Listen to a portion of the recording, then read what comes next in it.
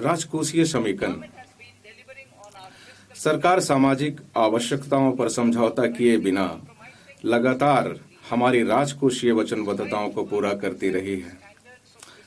राजकोषीय प्रबंधन के स्वीकार्य मानकों को पूरा करने के लिए बजट 2025-26 में मैंने संकेत दिया था कि केंद्र सरकार वर्ष 2030-31 तक 50 में, जिसमें ±1% के ऋण से जीडीपी अनुपात तक पहुंचने का लक्ष्य रखेगी। इसके अनुरूप ऋण से जीडीपी अनुपात संशोधित अनुमान 2025-26 में जीडीपी के 56.1% की तुलना में बजट अनुमान 2026-27 में जीडीपी के 55.6% रहने का अनुमान है।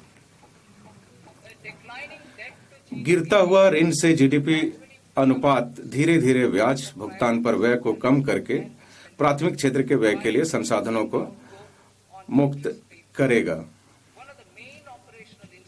ऋण लक्ष्य के लिए एक मुख्य प्रचालनात्मक लिखित राजकोषीय घाटा है। मैं इस गरिमामयी सदन को हर्ष के साथ यह सूचित करती हूं कि मैंने 2025-26 तक जीडीपी के 4.5% से नीचे राजकोषीय घाटे को कम करने के लिए वित्त वर्ष 2021-22 में की गई अपनी वचनबद्धता को पूरा किया है। संशोधित अनुमान 2025-26 में राजकोषीय घाटे का अनुमान जीडीपी के 4.4% रहने का अनुमान है, जो 2025-26 के बजट अनुमान के बराबर है।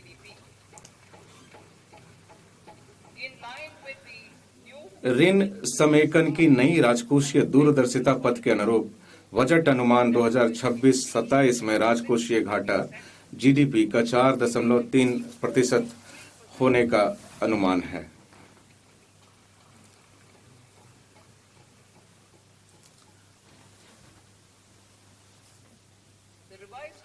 संशोधित अनुमान 2025-26 गैर ऋण प्राप्तियों का संशोधित अनुमान 34 लाख करोड़ है, जिसमें से केंद्र की निवल कर प्राप्तियां 26.7 लाख करोड़ है। कुल व्यय का संशोधित अनुमान 49.6 लाख करोड़ है, जिसमें से पूंजीगत व्यय लगभग 11 लाख करोड़ है।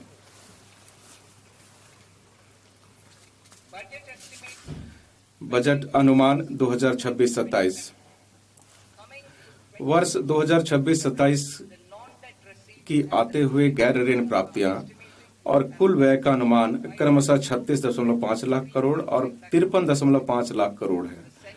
केंद्र की निवल कर प्राप्तियां का अनुमान 28.7 लाख करोड़ है। राजकोषीय घाटे के वित्त पोषण हेतु दिनांकित प्रतिभूतियों से निवल बाजार उधारी का अनुमान 11.7 लाख करोड़ है। शेष वित्त पोषण छोटी बचतों और अन्य स्रोतों से आने की संभावना है। सकल बाजार उधारी का अनुमान 17.2 लाख करोड़ है।